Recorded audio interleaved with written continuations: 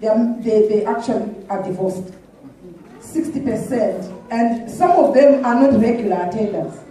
But out of the 60%, the regular attenders, 38% are divorced. The figures are not different from the world. What does it do to your heart? It breaks the heart. Yeah. Breaks the heart. Pastors are divorcing. Children of God are divorcing. People who are holding the light are confused in their marriages. By the way, that was Professor Bradley Wright in Connecticut in America. So maybe he was looking at American statistics. But how much true are we all like Americans? Now Africa is like America. Yes. We have lost our traditions. We have lost what we were handed over by our fathers and mothers. But, you know, I wanted to look at the beginning, the first marriage, the first family. In Genesis chapter 3, verse 16. And maybe we could compare it and see what happened. In the first marriage, Adam and Eve sinned against God by disobedience. Hello? Amen. You know, I was really blessed when I saw my daughter Jessica preaching to us. You know, she's my daughter. Amen. Hello? Hallelujah. When God showed me, her mom was barren for some time. I don't know how many years she was barren. When we met and we were working together in Oxley's NHS Trust in Greenwich, and she told me, and she was praying, you know, we used to pray in our ward. Amen. And then after years of prayer and years of association, one day I was in my house and God showed me that Esther must receive her daughter. Amen. And I called her and I said, receive your daughter. Amen. Today God has shown me that He is blessing you with a daughter. Amen. Hello? Esther said, are you sure? I said, yes, the Lord has shown me a daughter. Amen. And then when we went to see the daughter, when she was born, God showed me she's going to be a prophet. Amen. And I said, Jessica is going to be a great prophet of God. And you shall see that from 2 years, she'll be singing a lot. Amen. Because God is going to grow her in the prophetic anointing. So I was talking to Esther today, and I said, you know, when I'm looking at your daughter, I get fearful. Because this God is a real thing, you know. Amen. It's not a joke. Amen. God is real. When I'm talking about things which have happened in my life and I'm indicating to you, it frightens me most. When I want to backslide because I'm a person. But then when I look at Jessica here, I get frightened and I'm begging. Because God showed me and this thing is real. Amen. Hallelujah. When I look at my mother, it frightens me. Amen. Hallelujah. Because she's a living testimony. Hallelujah. So, the word of God is a real thing. We are not joking. Hallelujah. Hallelujah. So, let's look at Genesis chapter 3, verse 16. The reason why I'm talking like that, I'm going to confront you something today, especially women. I'm going to confront you on something which you never thought. And I want you to be very, very attentive. Hallelujah. Amen. You know, because God did not approach Eve. God approached Adam and gave Adam a law. Do you remember that? Amen. He said, don't touch the fruit in the middle of the garden. Hello? Amen. He did not have to tell Eve. Because Eve had the head of the family who knew the law. Hallelujah. All she needed to do was being obedient to her husband. Amen. But tell you what, even went out of bounds, outside the parameters of the governance of her husband. And she started meddling up with other. I don't know whether this serpent was he standing or was he crippling on the floor? But she meddled with other businesses which were outside the governance of her family. And that brought disaster to the whole world. Hallelujah. In Genesis 3:16 says, unto the woman God said, I will greatly multiply thy sorrow and thy conception. In sorrow thou shalt bring forth children, and thy desire shall be to thy husband. I want you to take note of that. Thy desire shall be to thy husband, and he shall rule over thee. Well, I've been in the women ministry ever since I got born again. Amen. I was in a ministry where, as a young woman, we were doing all these decorations. I think, if you remember well, we had, I was in the first group in Family of God to do decorations in the church. And half of our time, we were teaching young women to love their husband, to love their children, to be good housekeepers. Young women should be obedient to their husband. I never saw this scripture the way I'm seeing it right now. Thank you, Jesus. To me, what it meant was she had a desire. Maybe it was an intimate desire. Maybe it was a sexual desire. No! I want you to look at it this way. Compare it with Genesis chapter 4 verse 7. I want you to open Genesis chapter 4 verse 7. When God blew my mind last week concerning this revelation, I was amazed at what I was seeing. And my life has changed. Hallelujah. Hallelujah. Amen. He said, if thou doest well, he was talking to Cain. Do you know the story about Cain and Abel? And God was talking to Cain, and he said to Cain, if thou doest well, shalt thou not be accepted? And if thou doest not well, sin lieth at the door, shall be his desires, and thou shalt rule over him. It's not the same. Is it not the same? That part B. Both part B of Genesis chapter 3 verse 16 and Genesis chapter 4 verse 7. Is it not the same? Sin shall have desire over you. Woman shall have desire over you. But the antidote of that desire is that you rule over him.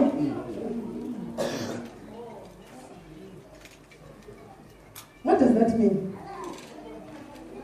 You know what? I really don't care what is going through your mind if you are a feminist. Let me tell you, the truth is the truth. Hello? The truth is not going to bend because we people are trying to be very scientific. The truth shall not bend because we think we are very knowledgeable and wise.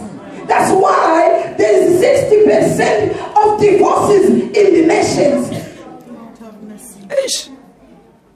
Hallelujah. I've been married since 1984. Amen. Hallelujah. Hallelujah. Amen. So as I'm preaching right now, I'm preaching from experience. Amen. And the experience is that I've gone through fire, I've gone through snow and ice.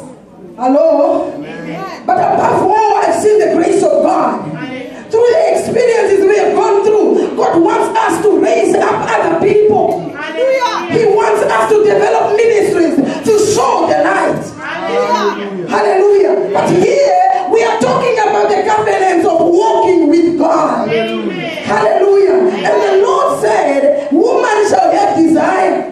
Her desire shall be over man. What is that? Over the authority of man.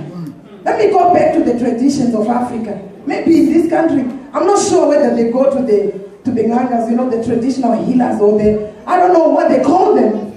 But the witch doctors.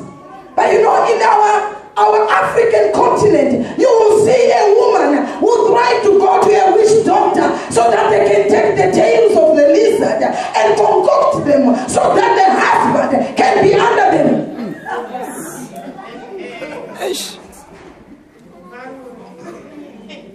And they even have got idioms like a home is the woman, Mushamkat.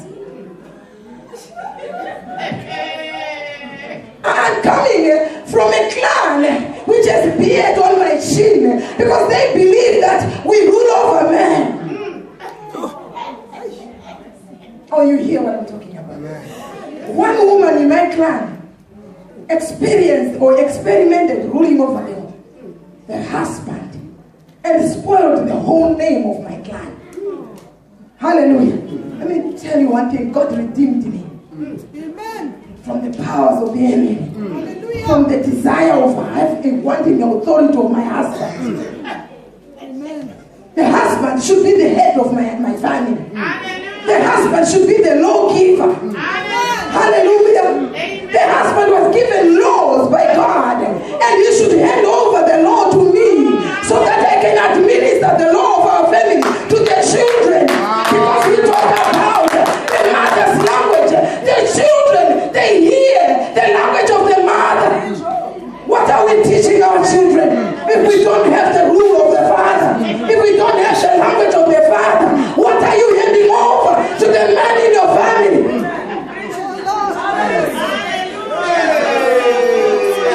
And you are confused now. When men are marrying men, females are marrying females. Because they are after the authority of their husband. Thank you. But the word of God said to Cain, if thou doest well, shall not thou be accepted? Women, if we do well, shall we not have the grace of God upon our lives? Shall we not have the joy of the Lord in our marriages? Shall we not have the love of God flowing in our household? Why should I be the one holding authority? It's too much of a burden. Amen. Because it's not given to me. Hallelujah. Hallelujah. These two verses, they compare the word desire and how it should be dealt with. Hallelujah. I want you to know that there are two desires, a negative desire and a positive desire. This type of desire is negative because the Lord gives us an antidote, and the antidote is that the man should have rule over the woman. And also, he says you should have rule over the snake, the serpent. Sin. Hallelujah. So I want to declare today that we need order in our families. Hallelujah. Hallelujah. But the reason now I come to the men is because your ruling should not be that of a tyrant. You are not slave masters. The Lord has given you a way to rule your families. And he talks of love. Like Jesus loved us and he laid his life on the cross for us. So, it is a one-one situation. Hello. It's not about competing, but complementing each other. Hello. If you love me, do you not know that I will lay down my life before you and say, submit to me. I know you love me. I know everything you are saying is because you love me. I'll take whatever you command me to do, and I will run with you. Because what is ruling there is this word L-O-V. Hallelujah. Hallelujah. Hallelujah. So, women's desire in husband ruling over him. How do we know if a desire is good or bad? The answer lies in the object or the reason for the desire. You know, what was the reason for Eve desiring to have knowledge? Was it for God? Was it to help God? When God had said it is finished, it is good. Everything was good after creation. But she desired more. There are certain satiations we can't fulfill because they are bodily desires. People can't get into addiction because of these satiations of the carnal mind. I think if you remember last year we were talking about these desires, which has caused us to be addicted to drugs and addicted to sex, addicted to all sorts of things because the desires of the senses cannot be fulfilled. But there is a certain desire which the Lord says in his word, if you desire prophecy, desire spiritual giftings. These are the desires of the Spirit. Hallelujah. These are the desires of after the kingdom of God. Whereby you say, let your kingdom come. Hallelujah. Hallelujah. I desire righteousness, Lord. I desire your salvation, Lord. I desire your rulership upon my life. I desire goodness and mercy to follow me all the days of my life. I desire to do your will, O Lord. To do your will is not grievous unto me.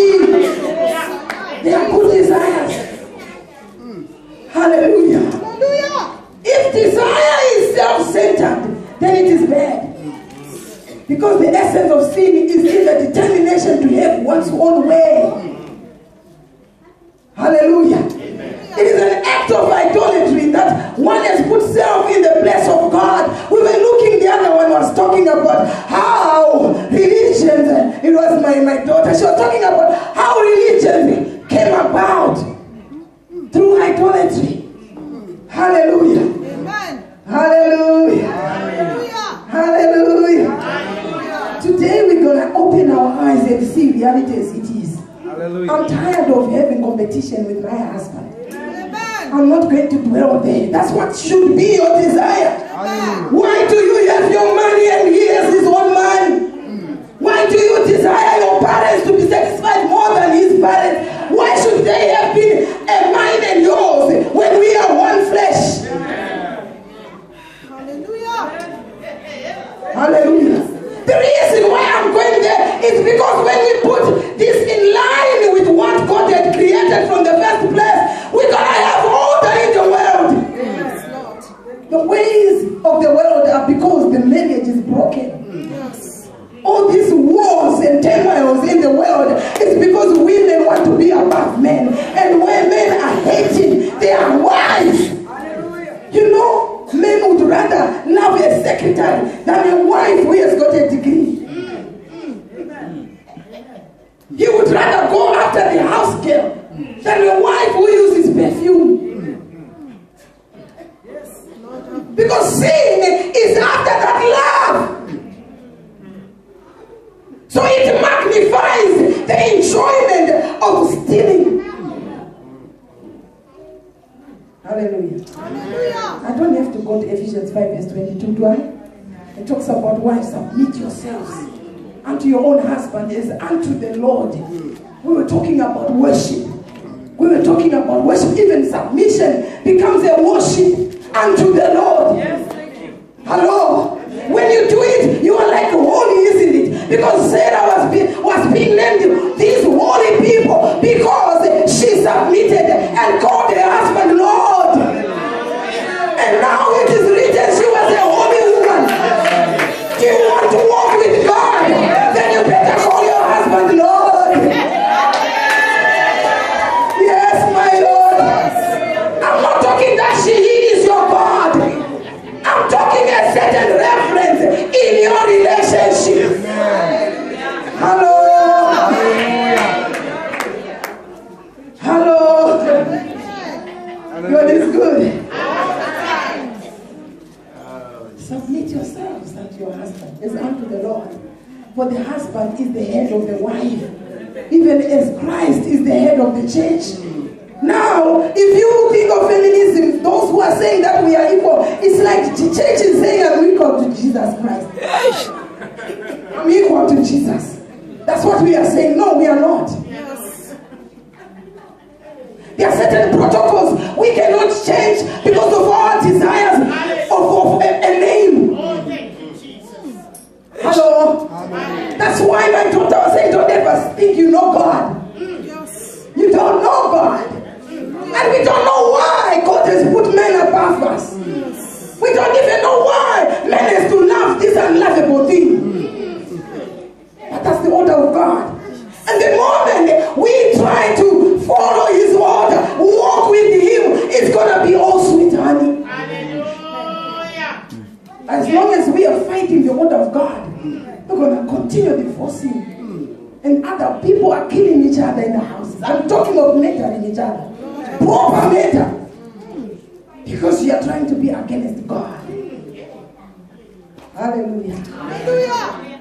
Anyway, go and read Ephesians chapter 5, verse 22 to 29. Proverbs 6, verse 20 to 28 says, my son, keep the father's commandment. I'm coming to you, sons. When I look at my children, you know, I've got 3 of them married now, but they are still my young children. Amen. I believe that when Jacob was blessing his sons, these were men. Is that true? Yes. This order of the father and the son cannot like be less because the son is becoming a mature man. Hello? Amen. You know, after I preach, sometimes I go and sit by my mother's side because I find she is my strength. Amen. She's my encourager. Amen. Even in the church, when everyone else is not saying amen, my mother will say amen. Amen. She will continue to encourage me. Just like somebody who is encouraging a disabled child. The one who is the last one, but he will continue to say, come on, my child. Come on, my child. You are doing well, my child. It shall be better, my child. Continue until the child excels. Because the mother sees more than what other people see. Hallelujah. Thank you, Jesus. Amen. Hallelujah. But I want to say to you, children, the word of God in Proverbs says, my son, keep thy father's commandment. Hallelujah. And forsake not the law of the mother. That's why I'm saying, when a father gives a commandment, when the mother picks that commandment, it becomes law in the house. It is enforced. She doesn't argue with the husband. The husband gives a command and it becomes law. No, Daddy did not say we should eat the fruit of the tree in the middle of the field. It has become a law. Amen.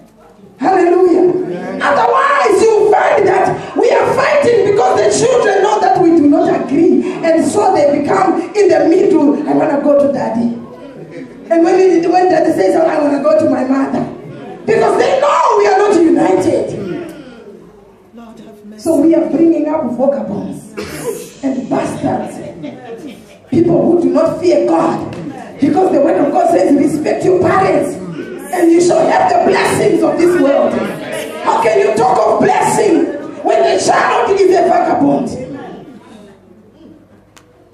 But the word of God says, bind them continually upon thine heart and tie them upon thy neck. The commandment of your father. When thou goest, it shall lead thee. When thou sleepest, it shall keep thee. When thou awakest, it shall talk with thee. For the commandment is a lamp, and the law is light. You hear that? When the Father gives a commandment, it becomes a lamp without the light. When the mother picks it up as a law, she ignites the light of the lamp. It can now shine because they are in unison. The anointings are different. The Father is a law writer. The mother ensures the law is done in the family. And then it becomes a light. Oh, you didn't see that? Hallelujah. Hallelujah. So when there is no unity in the family, there is no light. It becomes a clan which is labeled. They've got beard because they are rulers of their husbands. Yes. Hallelujah. Hallelujah. Do you want to shine your light? Husbands, love your wives. Women, love your husband. Submit. You know what? God gave us a command as women to submit because it was difficult for us to submit. The example was Eve. She would go and do contrary to what the husband is saying. And the husband, okay, instead of loving Eve by saying, no, we don't eat. If I love you so much that I cannot break the laws of God. Hallelujah. He showed by eating, he thought he was loving his wife. The love of your wife is to follow the commands of God. Hallelujah. Hallelujah. Amen. It's not by following everything she says. what does God say? Hallelujah. And say, no, I love you so much that I will not do what you are telling me to do. Because that's not according to the law of God. Hallelujah. God is good. All the time. It says, for the command is the lamp and the law is the light. And reproofs of instructions are the way of life. Reproofs of instruction. When you are reproving and you are instructing, that's the way of life. That's the way of walking with God. Parents have lost it because the world has engulfed the family now. But we need to restore the governance. Yes, Lord.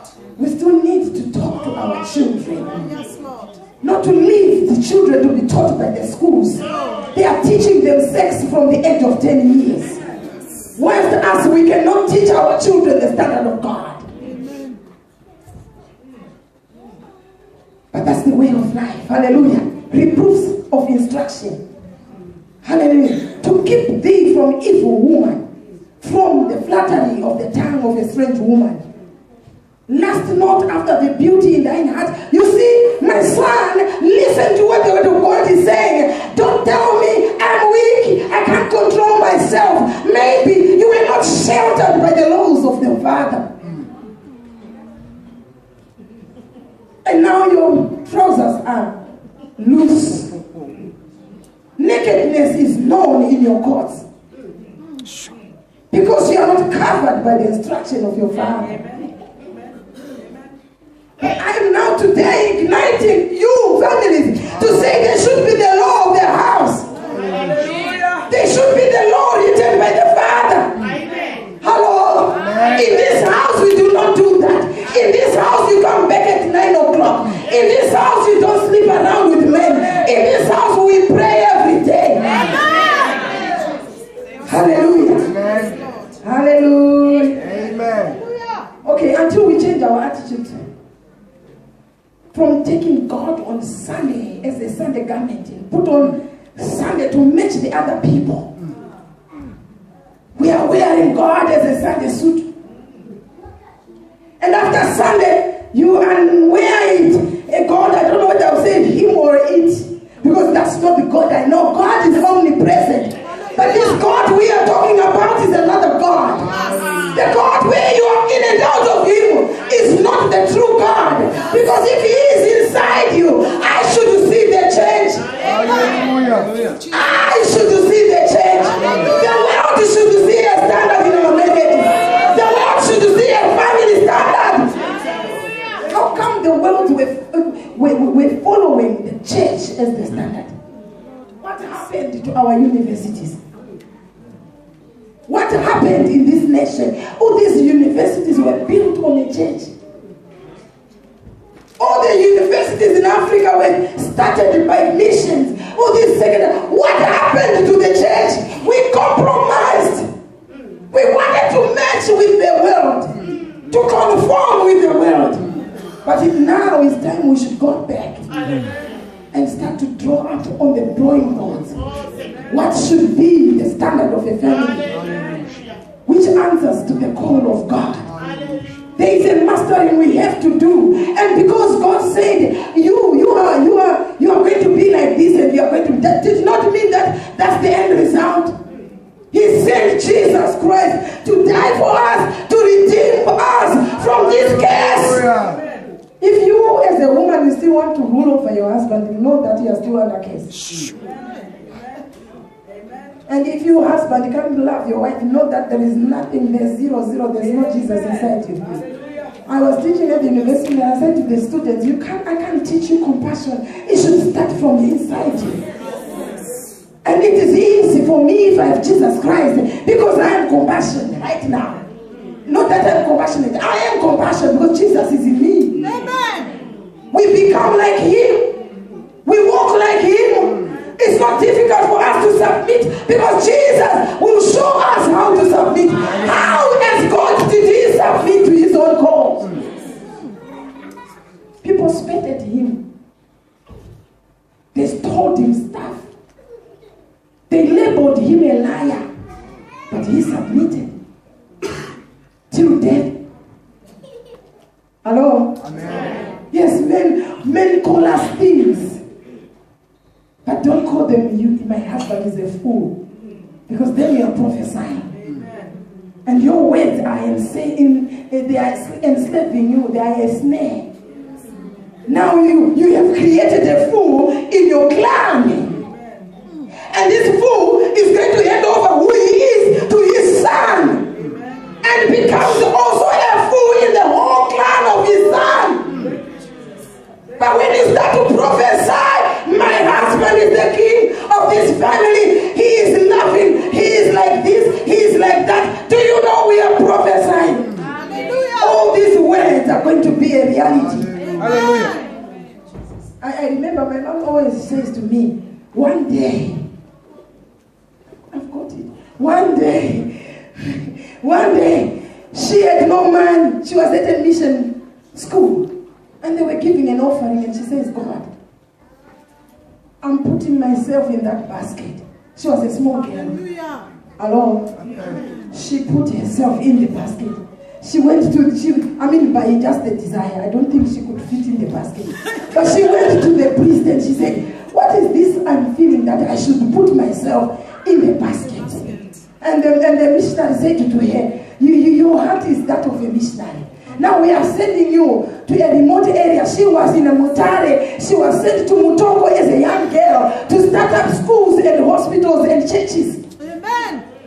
But do you know what she did? She put herself so that today I can be preaching to you. Hallelujah. That was a seed for her clan. Yes. Hello? Or is it okay to speak like that? Talk of Levites. He was one Levite. The Levi became Levites. Hallelujah. Hello? Judah had his own portion. And all those who were his brethren followed on. I want you to know that what you are doing right now is not just for this generation, but generations to come. If you keep on saying, I want to rule him, I want my money, I want this and that, are you aware you have left a legacy? Amen. Hallelujah. Amen. Let me tell you, there's a mastering we ought to do. There was a disorganization following the fall of Adam and Eve. God unleashed a desire for women to love men, to love the authority over men, to be like men. Hello? Even now we want to be like men. We want to walk like them, put trousers which are tight and just be like men. Maybe even talk like them. Hello? And tell them I can do it. I don't need you. And on the man, he unleashed the hardship of a husband loving his wife. Soon after marriage, it becomes a challenge. It's okay, someone was saying, was it yesterday? They're saying how it is that you miss your wife as soon as you got married. After a few months, you want to come back home. What goes wrong after 5 years? Where is that missing my husband, missing my wife? What happens after 20 years? Me, I'm now 30 years married. 31, just in 28 days. What happens? It becomes a challenge for a husband to say, I love you. You know, there was a woman who was married by this husband. She used to be a singer. So when they were in a concert, her voice was so lovely. And then the husband said, I want to marry you. This boy who came and said, I love you, I want to marry you. And within a few days, they were married. Now he took him to the house. And now she removed her wig. She took off her dentures, took off the makeup. And she was sleeping in bed. And when the husband came, and just the sight of this monster lying in the bed, she said, hey, wake up, wake up. Who are you? And the woman said, but I'm more just, no, sing. Sing.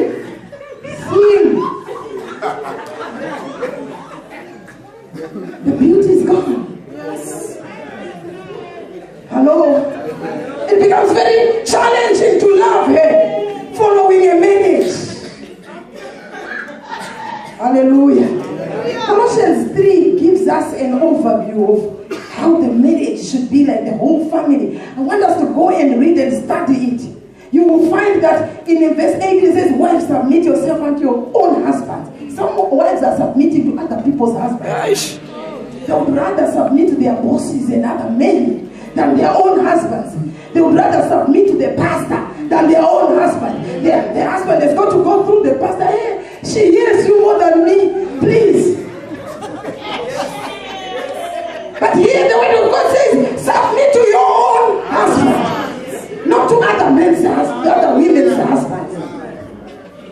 Because as it is fit in the Lord. Husband, love your wives. And be not bitter against them. Remember that this is a weakness. Love them as unto a weak vessel. What they are doing, trying to be higher than you, is because of their weakness. Maybe sometimes we need to preach to them. Receive Jesus Christ in my life. Let me cast out this demon. We need to be redeemed. We need the blood of Jesus in this family. Maybe you need to be fasting and praying rather than arguing, because this thing was because of the fall. Hallelujah. Hallelujah. And the children, obey your parents in all things, for this is well pleasing unto the Lord. All this disobedience, the moment a father and a mother say don't do this, the child will do it. Especially the children of the pastors.